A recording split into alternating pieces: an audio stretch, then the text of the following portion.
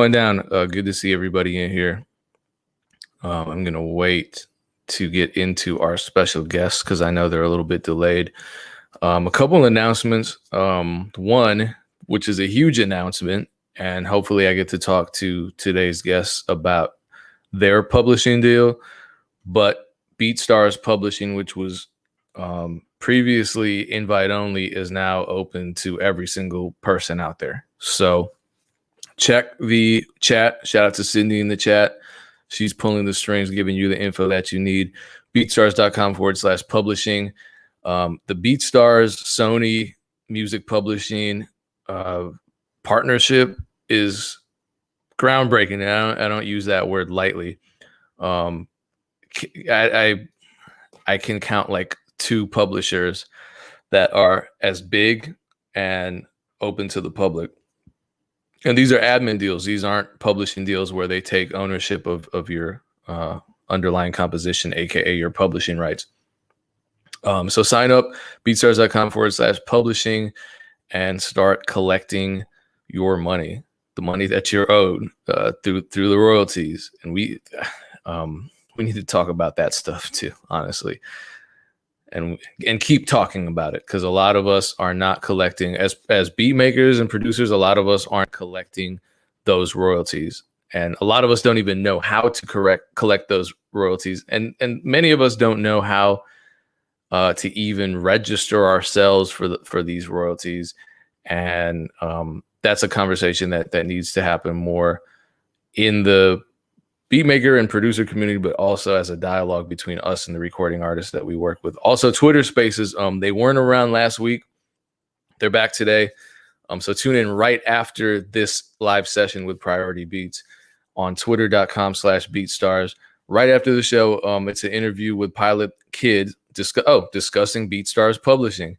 So that announcement I just made about BeatStars Publishing now being open to everybody, which is Sony Publishing.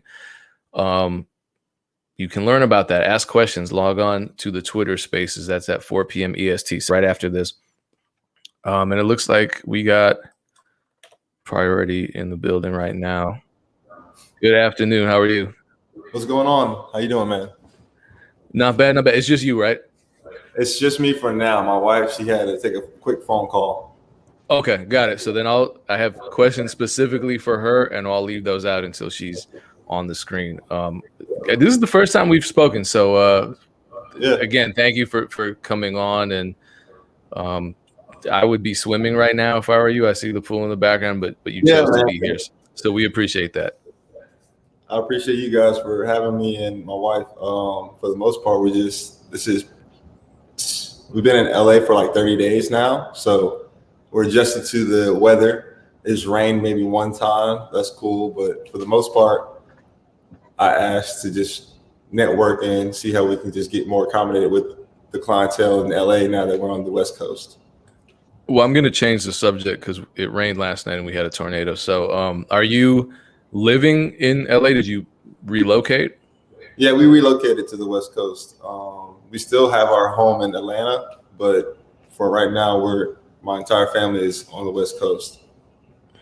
Okay, so that's a big move. What made you make that decision? Really opportunity. I feel like in Atlanta we had opportunity as well, but we also like a challenge. So being that, I mean, when my wife and I got together, I felt like this was like a long time dream. Definitely wanted to get to the West Coast. Funny story, originally was born in Burbank, California. So like now I'm home again. And my parents relocated from California to Atlanta when I was just 2 years old. So it's just a crazy thing that we're back on the West Coast, and my daughter, she's 2.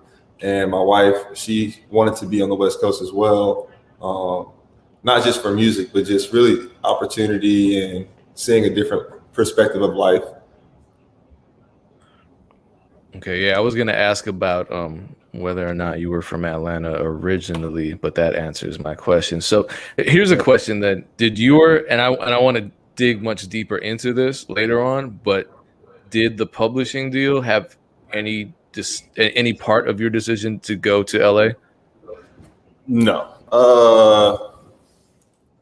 We got the publishing deal in Atlanta, and this was when we were in our original, like our first home. Before we got signed to Sony, my wife and I were working a 9 to 5, and my 9 to 5 job was really stressful as far as like my work hours. She just gave birth to my daughter at the time, so we were new parents. I was working long hours and then also trying to get overtime and bring home more money.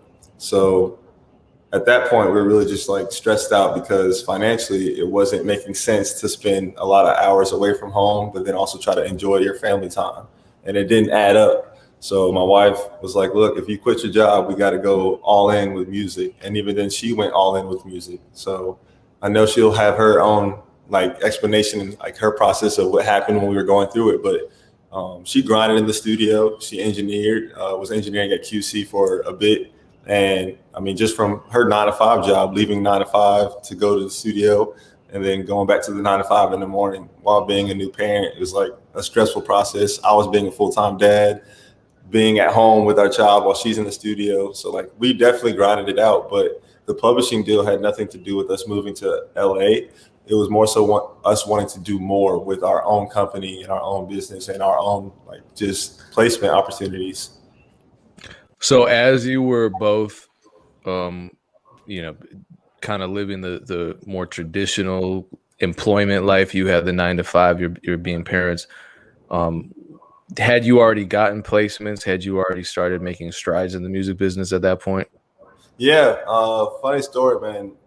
My first placement was when I was in college. I was making music and playing college basketball.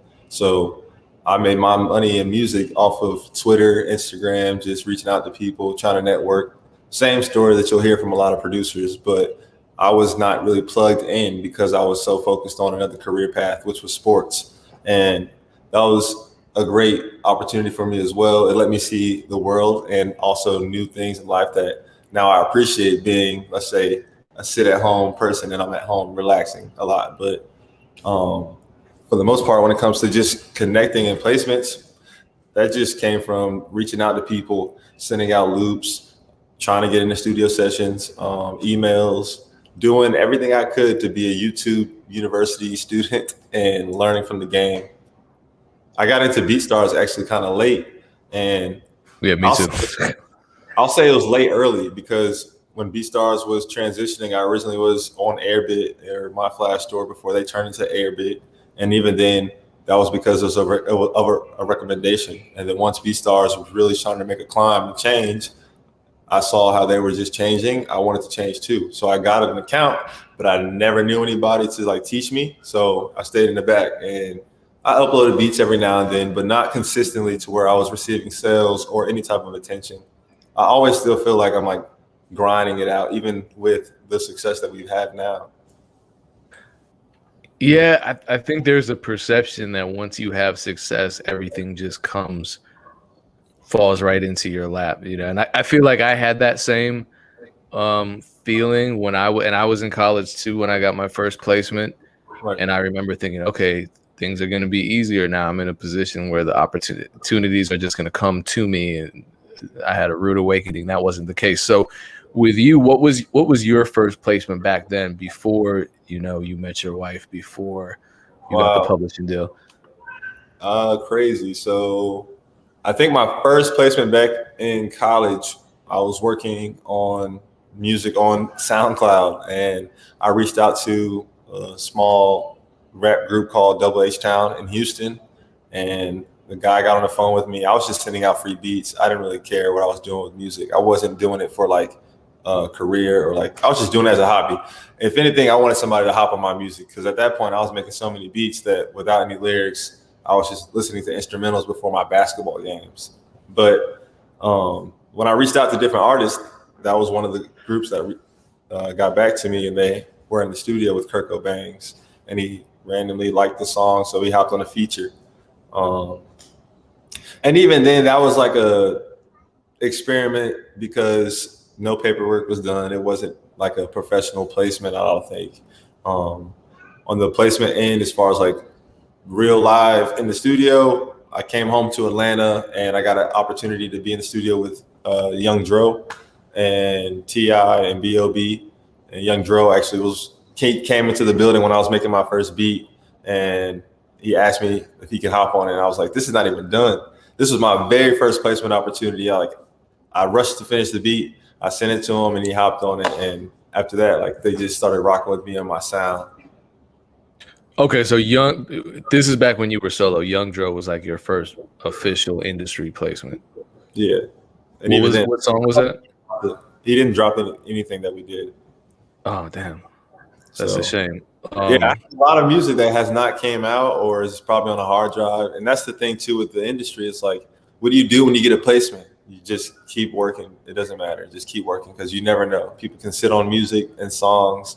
Labels can have to wait on the clearance. So just keep working. That's my advice to all the young producers, because at the end of the day too, like, what are you making music for? You know, are you making music for yourself or the fans, or hopefully to, you know, provide for your family?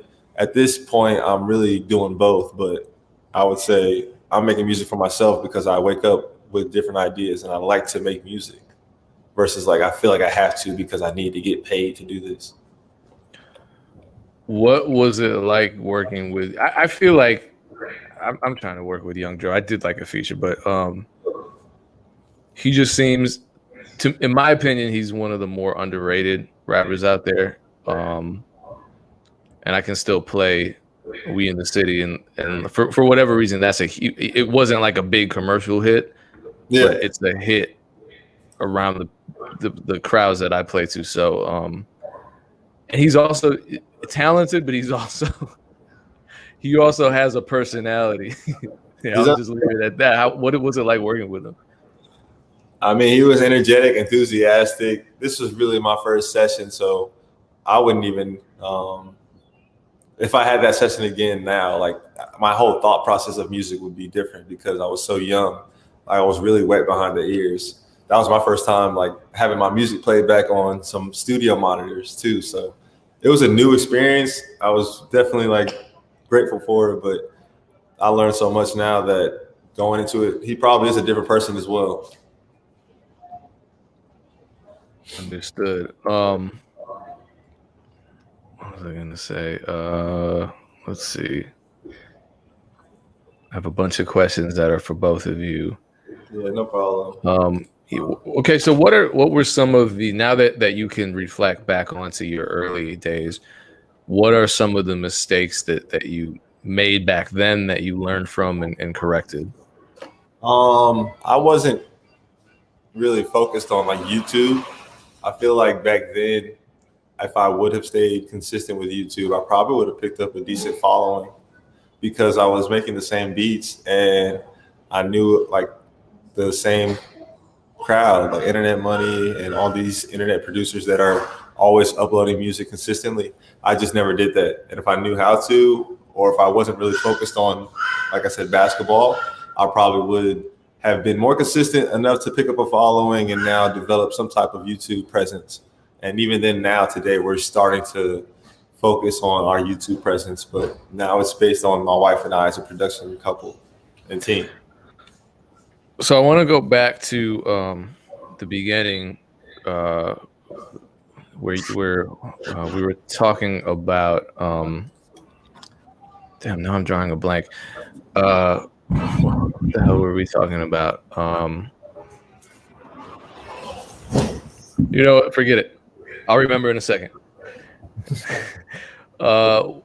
When it comes to, yeah, I remember. You were talking about quitting your 9 to 5 and going all in with music. Yeah.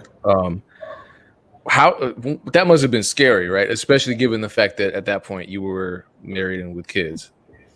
Very. My wife was looking at me like, you need to make a beat and sell a beat a day. Like every day you need to be trying to sell beats. And even then that was the goal. I started reaching out to different people and seeing who was interested in our music, seeing who was interested in just working with us, trying to get studio sessions, trying to work with various independent artists, especially because I feel like that's a small niche that producers can focus on. If you work with independent artists and build relationships with some of these artists that either are about to get co-signed or are about to get signed by a major, it can help you out. And a lot of producers now are starting to catch that idea and work with these independent artists that want to stay independent enough until they have the ability to get to that next major platform.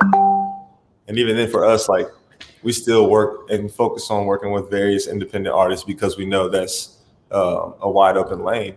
These new artists need new music. Most of them need help anyway. So that's what we're here for. I feel like that distinction between the internet producers and the industry producers is starting to just kind of die out, which I'm happy about because it doesn't seem to make that much sense, especially given what you said. Like the artists that are on YouTube looking for beats today are the Polo G's of tomorrow. Yeah. And I mean, I use him as an example because he literally found a beat of mine on YouTube. So wow. But you hear about this all the time. And a lot of hits are made that way. So with you, what are some experiences you had with working with some of these artists that were at the level of searching for beats on YouTube that eventually became, signed artists and, industry, capital I industry artists? I mean, for us, it's been like a definite experiment because some of these artists obviously come with budgets and some don't. So you always have to be in that open lane of like, do I want to get paid for my work? Because I know they'll need help in the future, or they might have a budget in the future. So a lot of times artists and producers will try to work up an agreement, or just being creative. Like, hey man, let's just see what the song does. At the end of the day, like time is money. So when you take, let's say in particular for us, like we have kids. So when we are going to studio sessions, like all I ask is that you value our time because bro, I could be watching my son or daughter right now versus in the studio. I'm not young. I have other responsibilities now. So when it comes to music, we have to find a balance ourselves, just being, let's say parents. So even then, like when we work with independent artists, and I'll hit them up on Instagram myself and see like what they're open to working with, how they want to work, who they have worked with. I'll get right into it as far as like, what are they looking to do with their careers? Because some of them do need help. And right now we're in this position to where we are looking to provide resources to artists that need help. And we want to be a part of that creative process so that when, like I said, when they get signed, we were there in that development stage. We help them get that sound. And a lot of artists we have helped get them where they are and help them with their sound. What does that entail? Because I know a lot of producers that I talk to are consistently suggesting and advising other producers, beat makers, whatever you want to call them, to add as much value as possible when it comes to working with artists. So for you and Ashley as a team, what does adding value mean and what does artist development mean? Well, specifically because when I met Ashley, she was an artist and a songwriter.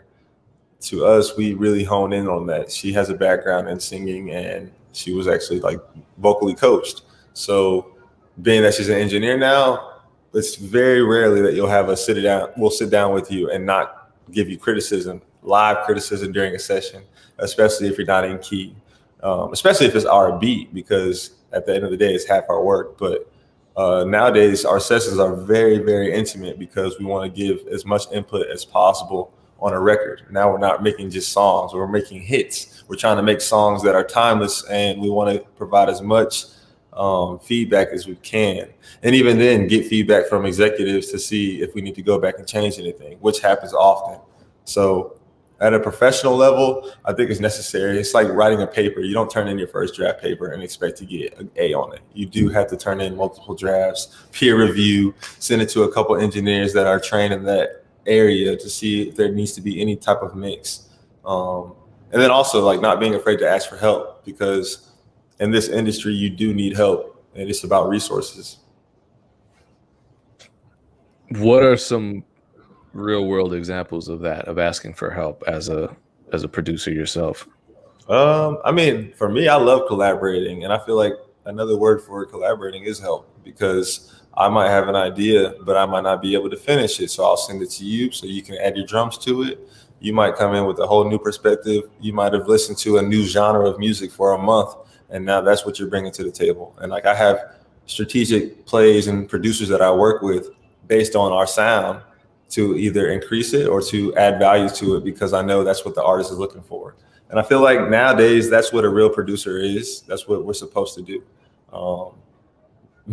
Get the job done, along with obviously matching the song with an artist. But at this point, we come with a blank canvas and we provide so much value to whatever engineering and artistry is coming along with the song. So like, I definitely make phone calls to all of my connections to see who has various ideas. I'll sit through loops with my kids or without and just try to make as much music as I can. So I have a lot of questions. I can start asking you some of the questions, and then when Ashley gets back, she can kind of fill in the blanks with her perspectives. But I don't believe that I've ever heard of another married couple that's also a beat making team and a production duo. Did you meet as musicians? Yes, we did. I would say we met as, like I said, she was a songwriter and a singer or an artist. And then for me, I had a producer in my bio. Like I said, I was really focused on basketball. Even when I met Ashley, like my goal was to go to the NBA, and if not the NBA, the D League. I played collegiate basketball at Northeastern University and the University of Maryland Eastern Shore. So at the collegiate level, a lot of the guys that you see on TV now, I either train with, play with, or have relationships with. So my career path was so basketball based that once I transferred to music, I kept that same work ethic. And then with Ashley, she was already focused on music. So she wasn't producing at all, though. She knew of production, but she wasn't on FL Studio like I was. And that's the program that I use now to this day. And I think that's what makes us unique, like you said, because I don't know too many people in this generation, I feel like, that's able to produce hits. It's cool that you're making music, but like actually produce songs that's coming out and let's say receiving streams and whatnot. And then we also provide a lot of services to help, because I want to help you get your sound out. Send me some beats, send me some loops, and I'll do my thing as far as like the relationships that we have, because we have so many artists calling our phones to work. So I read an interview. It sounds like your relationship started with a collaboration. Yes. Okay, talk about that, can you? Yeah. So, and she just got down here. Okay, yeah, maybe wait for her, because I'm just thinking of like couple stories. If I'm ever in a scenario where I have to give the same answer, and like my partner's sitting near me, there's always going to be some kind of detail that I didn't that I didn't necessarily remember correctly or whatever. So I don't know if you want to do that. I'm waiting to see where she's at. I don't know how long she's going to be, but I apologize that we're doing this as one-on-one. But I'll get right into the story, man. So when I came home from college, I was training and, like I said, focused on basketball, but I also wanted to make music. So I was on Instagram, and somebody told me in a studio session that I should have an artist write hooks to my beats. And I was like, why? And they were like, this can help sell to labels, because labels like concept ideas. So I was like, okay. So I started reaching out to various people, and R&B wise, I didn't have too many artists that I was working with. So I started reaching out to a lot of females, and Ashley was one of the females that I reached out to. And I texted her on Instagram. I deleted my message because I stumbled on my words, because I was just like, let me see if I can work with her. I don't know what to say. I promise you, I was not thinking about no relationship, because I had just got out of one. And I was like, bro, I want to stay focused right now. Let's just stay focused on the career path. So for me, when we got, let's say, in the DMs, where it all went down. Hello. Hey, good afternoon. Thanks for joining us. So to explain, he was just telling us how he was harassing you in the DMs and how that eventually blossomed into a beautiful marriage. Yes, man. So after the first DM, crazy, man. Her cousin was my teammate from the previous year, and he was in Atlanta on an internship. So he read the message and then texted me and was like, yo, Ashley wanted me to let you know that I'm her manager. And I was like, what? And I was like, who's that? But then he shot me the Instagram and he showed me who it was. And I was like, oh, wow, that's crazy. If you guys are in Atlanta, come to my house. I can play some music for you if that's what you'd like to do.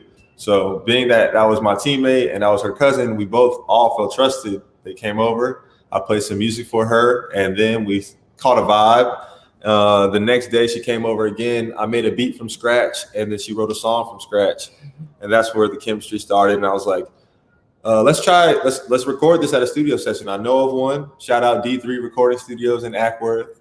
We went there first, and that's where we really just started working consistently. And I kind of shot my shot.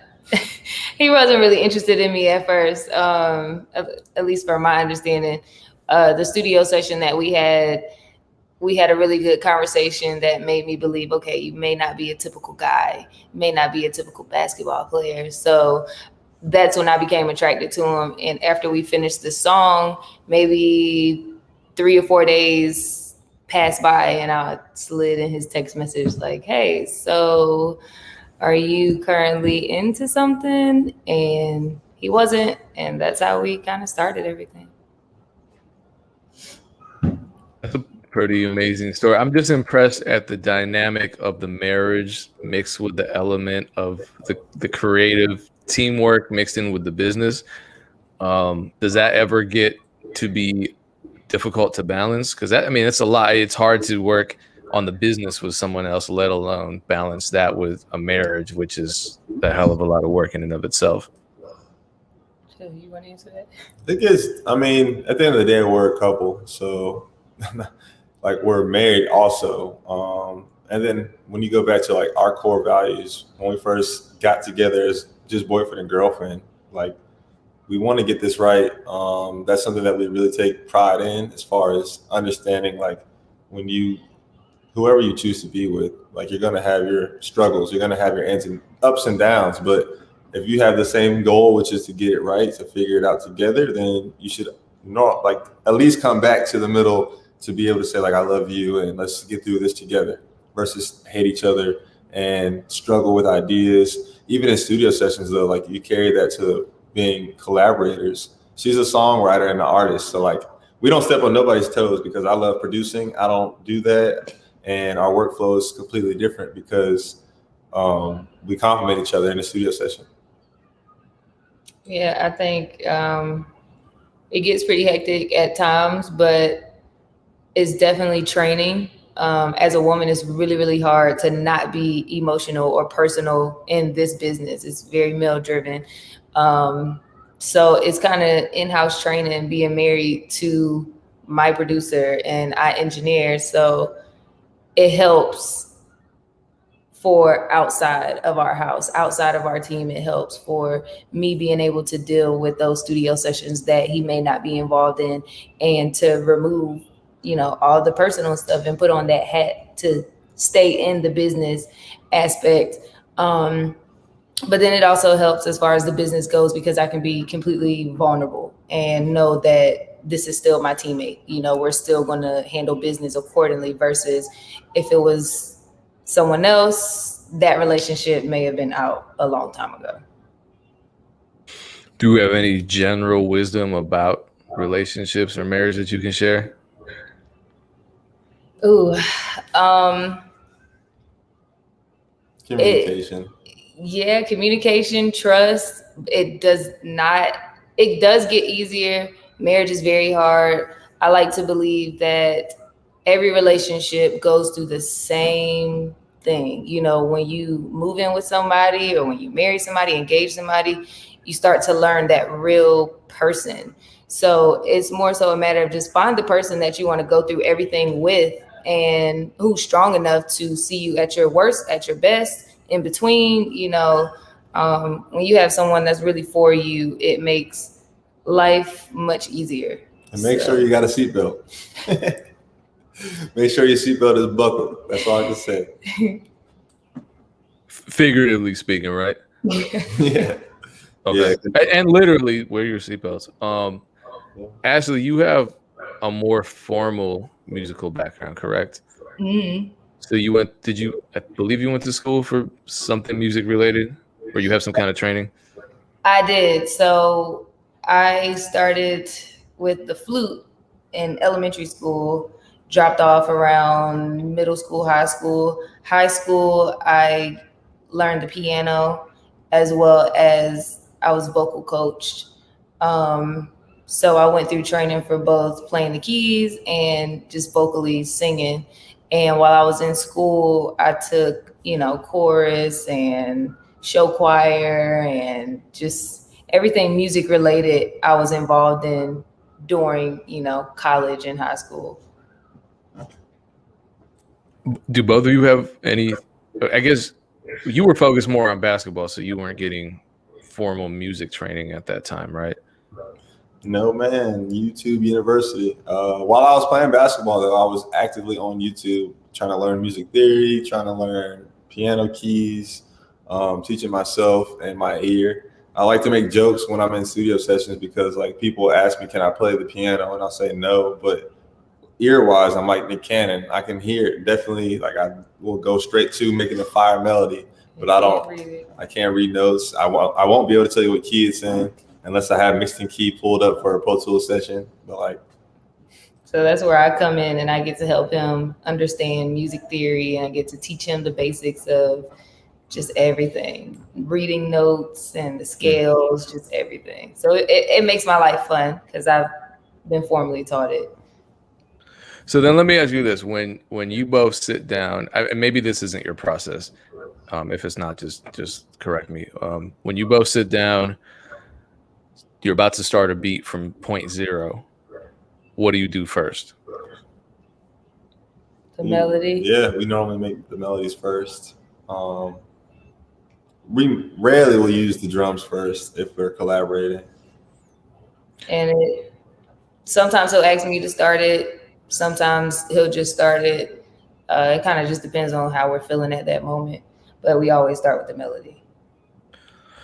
What are some plugins you find yourselves using over and over again? Omnisphere. Yeah, Omnisphere. Shout out Output, Arcade. I like using Electrax. Yeah.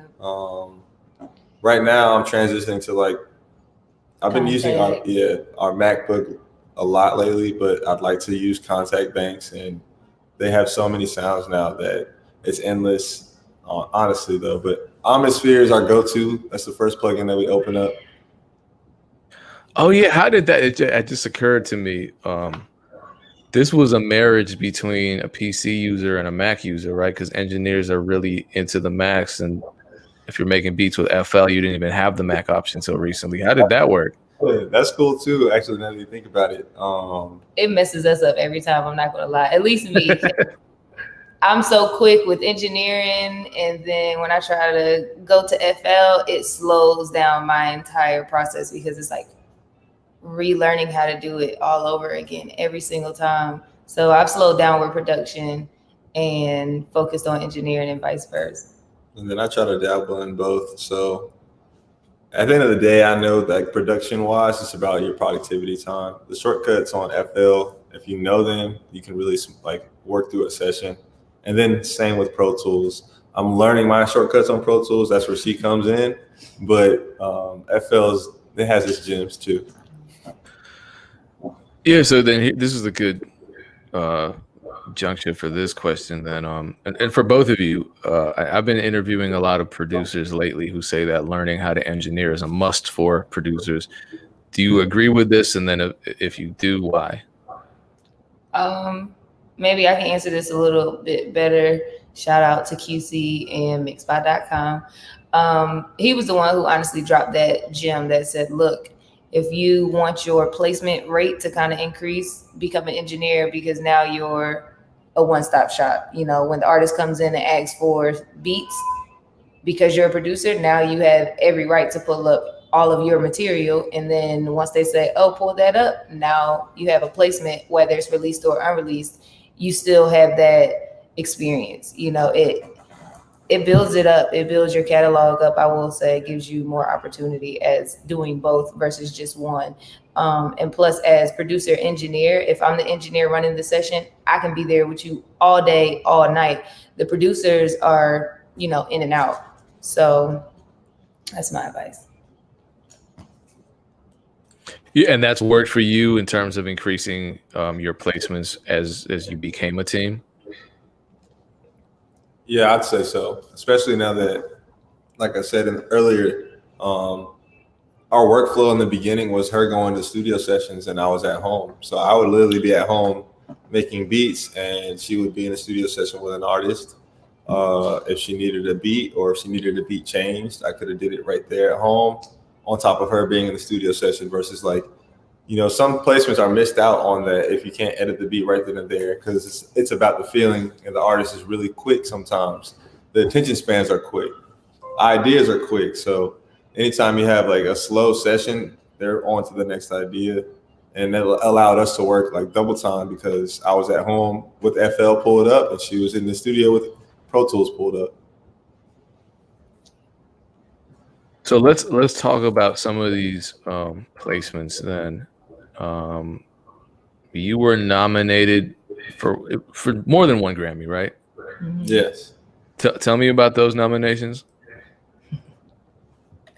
You were able?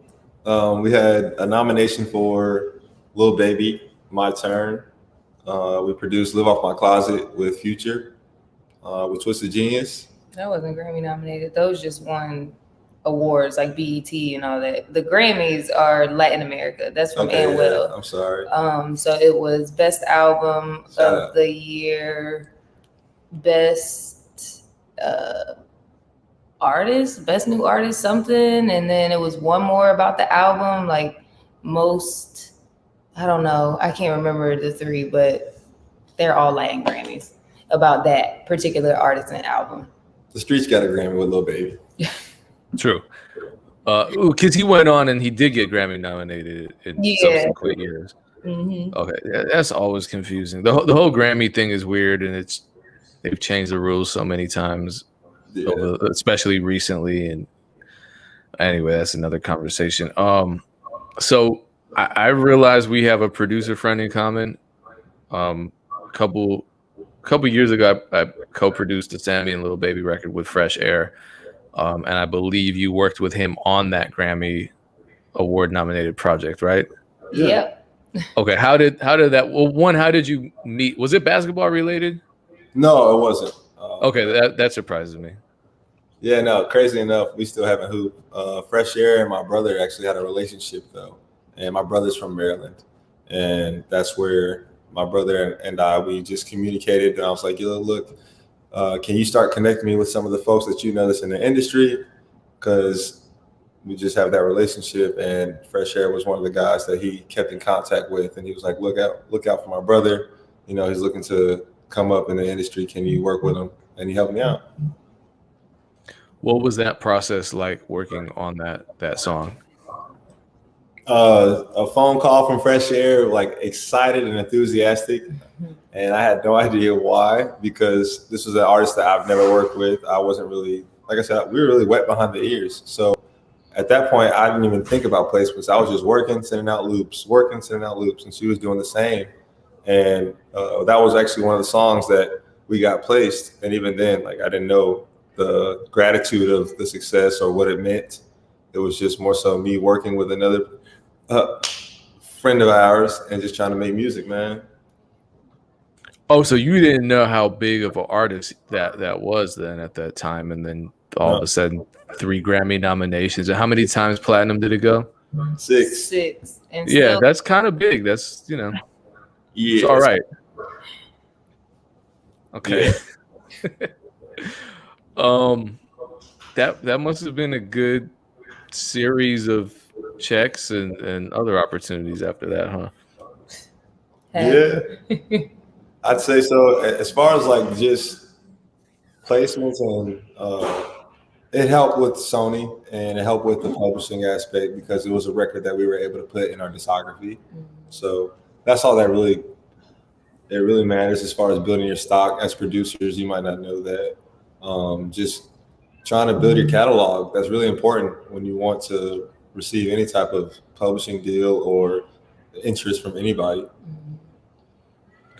So let's talk about building your catalog.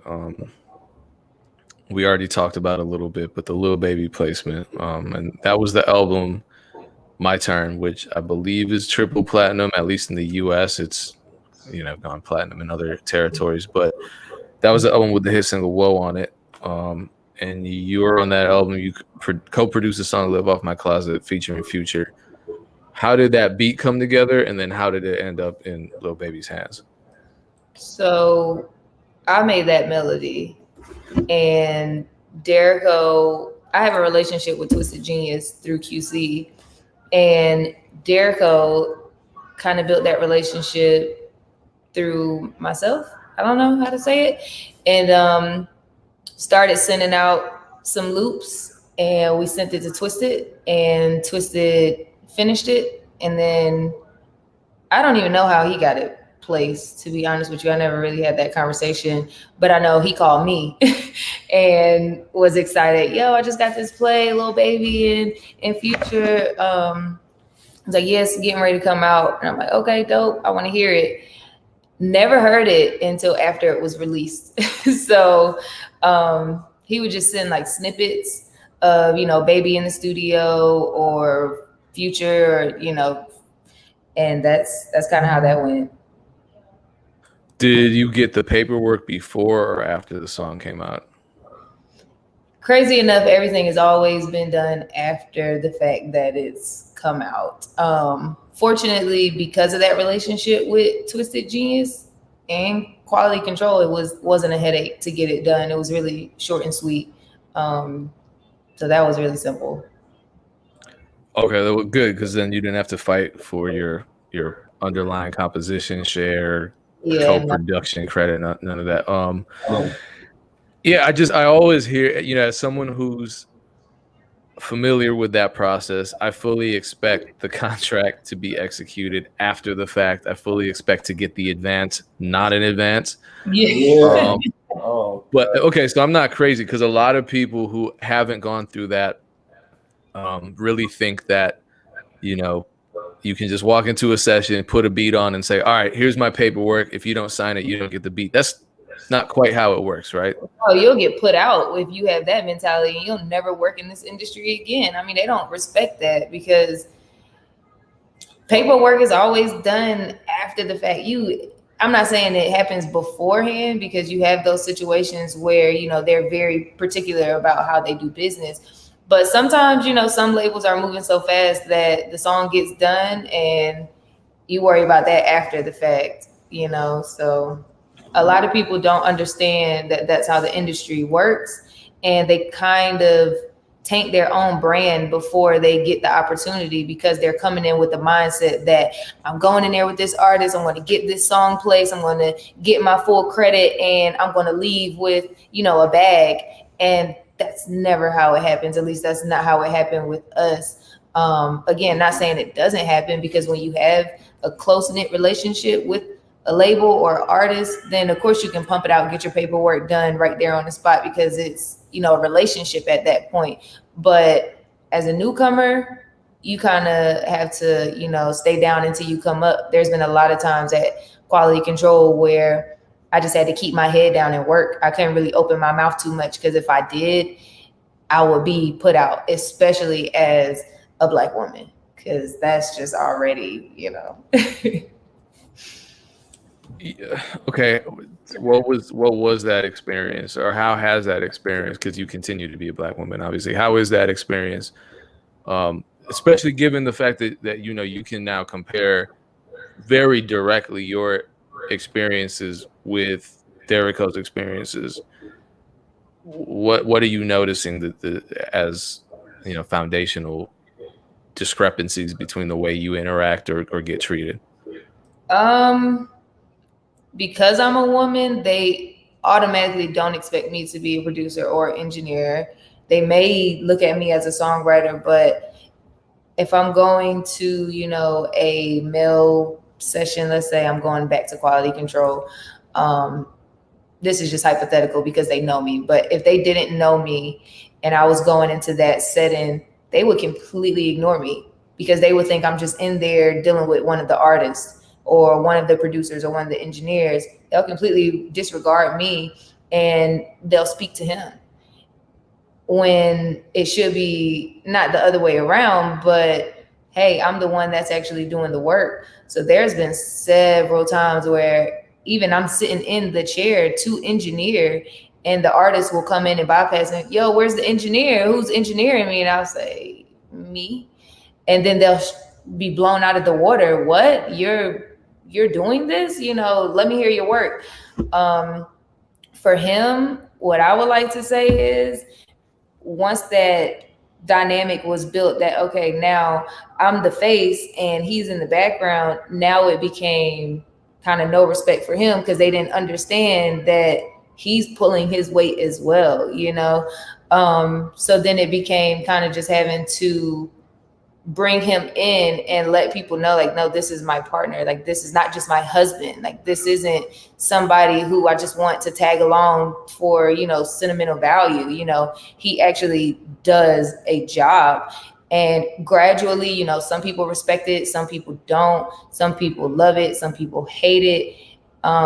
It's honestly all up to them. But I would like to say it's been a roller coaster. And what we like to say is you can't really get too high or get too low, because you'll be messed up if you do. Well, the people in the chat today love it, so they're on that side of the coin. So transitioning into, I have a lot of questions and we're running out of time. Publishing deal with Sony. Obviously, that's a really relevant conversation because BeatStars and Sony have this partnership, and they just open up their admin services to everybody, which is that's a big deal, right? Huge. And so you have an actual co-pub deal with Sony, right? Correct. When did that happen? At what led to that, would you say? Oh, I think I touched on it earlier. So when I was when we were just doing the 9-to-5 aspect, we really were looking for an out, because it was like, how can we focus on our career and not be so stressed with this work schedule that you have from your job? So music was where we just put our all in. And like I told you, Ashley was like, look, if you quit your job, you got to sell a beat a day at least. And that's when we really started networking on Instagram. She started doing her thing in the studio, increasing the placement opportunities, but also meeting new people. Shout out our manager, Cloth Talk Verse, because he definitely was a major plug in helping us get a deal with Mike Jackson at Sony at the time, Sony ATV. Yeah, it took definitely a huge sacrifice on my behalf as well as his behalf. I asked him to quit his job, make beats, I'll hold it down, as well as be on daddy duty. I would like to say it was that sacrifice on top of working both ends of the spectrum at the same time that allowed everything to just perfectly align at the right time. Because right before we got signed, I had found out that I was pregnant with our son, and we were struggling. We were down. We had no idea how we were going to do it. So it's just like, you know, perfect timing, God's timing. It was actually me working in QC that we met Verse. I was working with Collision, and I believe he was working with him at the same time as well. So Collision kind of introduced us. And from there, I had kind of been following him silently on like social media. And I saw that what he was doing, you know, as far as getting deals for other people. And I kind of was at my wit's end where I was like, this can't be it. Like, you know, something more has to come out of this, because it felt like I was just working to the bone and nothing was coming out of it. So I got in contact with him, and he sealed the deals for us. And it seems like he was kind of the main one that was looking out for us, put it that way. And so did the Unwell placement came before the publishing deal? Did the Little Baby placement come before as well? Yes. Everything came before the publishing deal. So we were able to use those unreleased to, you know, as leverage. Oh, they weren't released at that point. I see. No. That must have been a frustrating position, because even if they had been released, the money probably still would have come in very, very slowly. And then that goes back to people's perception of the business, where it's like, if you got a plaque, you're probably rich. Not true. Yeah. Okay, so what did happen then? How would you, in a nutshell, describe a publishing deal for a producer? It's a resource, in my opinion. It just opens the door to put you in rooms that you wouldn't necessarily be in prior to. It doesn't change your life. And honestly, if you're not a people person, you're not going to get anything out of it, because it's up to you to build those relationships and work from there. It's kind of like, I can lead you to the water, but I can't make you drink as well, because Sony just opens the door to, as soon as they sign you, they're introducing you to everyone, all the higher ups, and, the VPs, the presidents, the execs, so it's a very loving feeling that they put that on you right there. But it's up to you to go sidebar and say, hey, I met you through such and such, never forget where you came from, because then that looks bad. But it's really up to you to just build the relationships based on the resources that they provide. Yeah, they can set up studio sessions. They can, shop your stuff. But again, that's still building a relationship with the A&R, or building a relationship with the studio manager. It's still building a relationship. Yeah. So to pick up on that, for you, how important was networking in terms of getting your placements and building a solid reputation in the business? I'd say that's the biggest thing now. Even then, networking with producers, networking with loop makers, and everybody's working. Everybody wants to be on the next album anyway. So if you increase your network, you can increase your net worth and also make some money from it. And that's what we did. That's been our come up story, because we are always reaching out to other producers. Hey, what you working on? Hey, this is what I'm working on. And then exchanging work. But I think the most part, like I said, we do this with like a team mentality. When championship teams win, the water boy, the manager, the head coach, everybody gets a ring.